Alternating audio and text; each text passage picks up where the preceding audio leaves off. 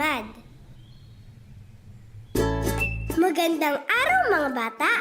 Handa na ba kayo para sa ating istorya? Tara, sabay-sabay nating tunghayan ang kwento ng batang tamad. Si Nico ay ang nag-iisang anak nila Aling Sonia at Mang Pedro. Kung kaya't lahat ng naisin nito ay nabibigay agad ng kanyang mga magulang. Nanay, gusto ko po ng laruang robot. Maaari niyo po ba akong ibili? O sige anak, basta magpapakabait ka lang at susunod sa mga utos namin ng tatay mo. Talaga, nanay? Salamat po, nanay. Tuwang-tuwa si Nico dahil agad nabili ng kanyang magulang ang paborito niyang laruan. Ang saya-saya. May bago na naman akong laruan. Whee! Whee! Ang saya talaga ang laro ng bago kong robot. Kinabukasan, habang naglalaro si Nico ng paborito niyang robot, ay inutusan siya ng kanyang nanay.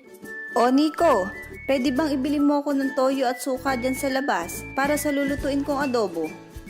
Inay naman, naglalaro pa po ako. Kayo na lang po muna ang bumili. Dahil sa paglalaro ay hindi sinunod ni Nico ang utos ng kanyang mga magulang. Nagpatuloy lang siya sa paglalaro. Maya-maya pa ay inutusan ulit siya ng kanyang nanay. Nico, tanghali na. Maganda ka na ng mga plato at kutsara sa pagkainan. Si nanay naman, naglalaro pa ako eh. Kayo na lang po muna ang maghanda sa lamesa. Muli ay hindi na naman sumunod si Nico sa kanyang nanay at nagpatuloy pa rin siya sa paglalaro. Whee! Whee! Ang saya-saya talaga kapag naglalaro.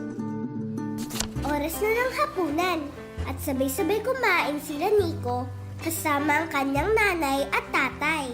Pagkatapos nilang kumain, ay muli na namang nakiusap si Nanay Sonia sa kanyang anak na si Nico. Nico, anak, ikaw na ang mag-ayos at maghugas ng mga kinainan. Naku, naalala ko, meron pa nga pala akong dapat gawin. Inay, pwede po bang kayo na lang muna ang maghugas ng mga pinggan? O sige anak, ako na lang ang mag-aayos dito. Lingid sa kaalaman ni Nanay Sonia, ay nagsinungaling lamang si Nico sa kanya upang muli itong makapaglaro. Yehey! Nakatakas ako sa mga hugasin. Nakakatamad kaya gumawa ng mga gawaing bahay. Mas masaya maglaro. Sa pangatlong pagkakataon, ay hindi na naman sinunod ni Nico ang utos ng kanyang nanay. Kinagabihan, habang si Nico ay natutulog, ay napanaginipan niya ang kanyang robot. Ayoko nang makipaglaro sa iyo, Nico. Hahanap na ako ng ibang kalaro. Ha? Bakit naman? Mas masaya kung lagi tayong magkalaro. Napansin ko kasing dahil sa akin ay hindi ka na sumusunod sa mga utos ng Nanay Sonia mo. Alam mo bang dapat ay lagi kang sumusunod sa utos ng iyong mga magulang? At hindi rin magandang magsinungaling para makaiwas sa mga gawaing bahay, Nico. Masama yun.